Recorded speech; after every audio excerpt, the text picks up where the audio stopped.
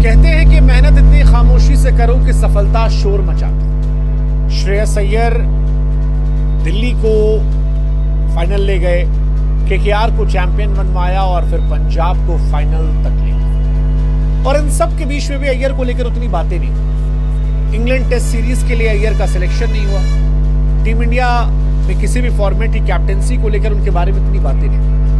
लेकिन कहते हैं ना कि जब रन अच्छे बनते हैं या परफॉर्मेंस अच्छी होती है तो जनता का प्यार ही पीआर बन जाता है, और यही अय्यर के साथ। सोशल मीडिया पर अय्यर को इतना सपोर्ट मिला कि फाइनली श्रेयस अय्यर कमबैक, और ये ग्रैंड कमबैक है, क्योंकि श्रेयस अय्यर टीम इंडिया के उन कुछ लिमिटेड खिलाड़ियों में से होने वाले हैं जो इंडिया के लिए तीनों फॉर्मेट में खेले। हाँ जी, श्रेयस अय्यर को एशिया कप के लिए सेलेक्ट किया जा रहा है, और इस बार एशिया कप जो है वो T20 फॉर्मेट का है। श्रेयस अय्यर को होम टेस्ट सीरीज के लिए सेलेक्ट किया जा रहा है वेस्ट इंडीज के सामने, और अय्यर जो है वो ऑलरेडी वनडे फॉर्मेट का हिस्सा है। अब श्रेयस अय्यर का T20 में आना मेरे लिए बड़ी खबर है, क्योंकि अय्यर को बीते कुछ सालों में T20 टीम में देखा नहीं गया। जब से खासतौर पर राइज ऑफ सूर्य कुमार यादव हुआ, श्रेयस अय्यर को T20 से बाहर दिखा दिया गया। हालांकि उनका कंपटीशन इतना आसान नहीं है, उनका कंपटीशन तिलक वर्मा से होगा, वही तिलक वर्मा जिन्होंने साउथ अफ्रीका के सामने शतक लगाए थे। बट अय्यर ने भी जो पारियां खेली हैं बीते कुछ समय से, और जो एग्रेसिव अप्रोच अपना है, मुझे लगता है कि वो अब उन्हें खास बना रहा है, और इसीलिए श्रेयस अय्यर अब बेहतर तरीके से आए। लेकिन श्रेयस अय्यर को लेकर कहानी यही है कि उनका सिलेक्शन T20 टीम में हो जाएगा एशिया कप में, और उसके बाद वेस्ट इंडीज सामने भी होगा। सच कहें तो इंडिया वर्सेस इंग्लैंड सीरीज में या इंडिया वर्सेस ऑस्ट्रेलिया सीरीज में अगर कहीं कोई कमी लग रही थी तो वो एक खिलाड़ी को लेकर, वो खिलाड़ी जो 3 नंबर पर खेलता या जिसे आप मिडिल ऑर्डर में 4-5 में कसते, और वो जगह श्रेयस अय्यर की थी।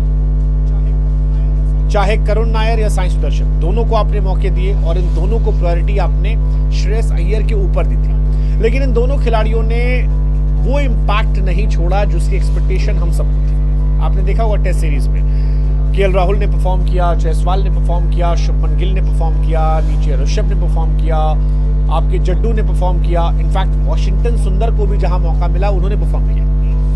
लेकिन एक स्लॉट पर रन नहीं बन रहे थे, और वही स्लॉट को लेकर सारे सवाल थे, और इसीलिए कहा जा रहा है कि श्रेयस अय्यर को अब जगह दी जा रही है। लॉन्गर फॉर्मेट के साथ साथ शॉर्टर फॉर्मेट में भी अय्यर को शामिल किया जा रहा है। खबर यही कि मिडिल क्लास में श्रेयस अय्यर के क्लास और एक्सपीरियंस की जरूरत है, क्योंकि इस चीज की कमी एंडरसन इंग्लैंड दौरे पर कम रही थी, और सेलेक्टर्स को ये लग रहा था कि अय्यर स्पिन के कमाल के प्लेयर हैं, फास्ट बॉलिंग भी खेलते हैं। एक शॉर्ट पिच बाउंसर को लेकर उनका ऊपर डाउट था, बट आई थिंक आईपीएल में तो उन्होंने अच्छा किया था। अब यहाँ पर भी उनको मौके मिलने चाहिए। वैसे भी मुझे याद है एक जमाने में अय्यर जब टेस्ट खेलते थे और सूर्या का सिलेक्शन हुआ था, और द्रविड़ का एक स्टेटमेंट आया था, द्रविड़ से पूछा गया कि अगर अय्यर फिट हुए तो द्रविड़ ने कहा था फिर सोचने की जरूरत नहीं, उनमें इन्वेस्टमेंट की जा रही थी, लेकिन फिर थोड़ा डिलेल हो गया। अय्यर कमाल के प्लेयर तो हैं, मतलब अगर आईपीएल भी देखोगे आप तो इस साल आईपीएल में 604 रन बनाए थे, 175 के स्ट्राइक रेट से, 49 छक्के मारे थे। सो आई थिंक उनकी जगह बनती है, तीनों फॉर्मेट में बनती है, कम से कम इस साल तो बनती है। अब सरपंच साहब का स्वैग देखने लायक होगा, क्या उन्हें अब खिलाते हुए 11 में देखने लायक होगा, बट मुझे लगता है कि अगर वो आएंगे तो फिर प्लेइंग 11 में भी हिस्सा उनका बन जाएगा। कौन बाहर बैठेगा वो देखने वाली बात होगी, बट अय्यर अगर आते हैं तो तीनों फॉर्मेट में उन्हें खिलाया जाएगा। सरपंच साहब को T20 फॉर्मेट में देखे काफी जमाना हो गया। मुझे याद है अय्यर साहब जो हैं वो बहुत पहले T20 फॉर्मेट में थे, हालांकि आखिरी बार जब वो आई थी तो 55 पे 4 था, उसमें उन्होंने चिन्ना स्वामी में 37 बॉल में 53 रन मारे थे। इनफैक्ट लास्ट टाइम उन्हें शायद वाइस कैप्टन के तौर पर ही लाया गया, फिर बाहर बिठा दिया गया। टेस्ट में भी उन्होंने 24 इनिंग खेली है, 811 रन है, बट ये वाले अय्यर थोड़े बेहतर है। अभी अय्यर काफी मैच्योर हो गए हैं, बेहतर है। मुझे लगता है कि 3 नंबर पर जो इशू हमें खल रहा है वहां पर ये इम्पैक्ट कमी को पूरा कर सकते हैं, बट इनकी शुरुआत क्या करुण नायर के लिए एंड होगी, I don't know. Fire is coming तो वेयर इज नैयर, मतलब I don't know. Shreyas Iyer का किस्मत का सितारा बीते कुछ समय से बुलंद रहा है, सेलेक्टर्स ने ध्यान नहीं दिया, बट उनका सितारा बुलंद था। रणजी जीता मुंबई के साथ, आईपीएल केकेआर साथ जीता, ईरानी कप मुंबई के साथ जीता, सैयद मुश्ताक अली जीता मुंबई के साथ, चैंपियंस ट्रॉफी जीता इंडिया के लिए, फिर आईपीएल फाइनल में गए पंजाब के साथ, और क्या चाहिए था। अब उनको यहाँ मौका मिला, so all the best Shreyas Iyer.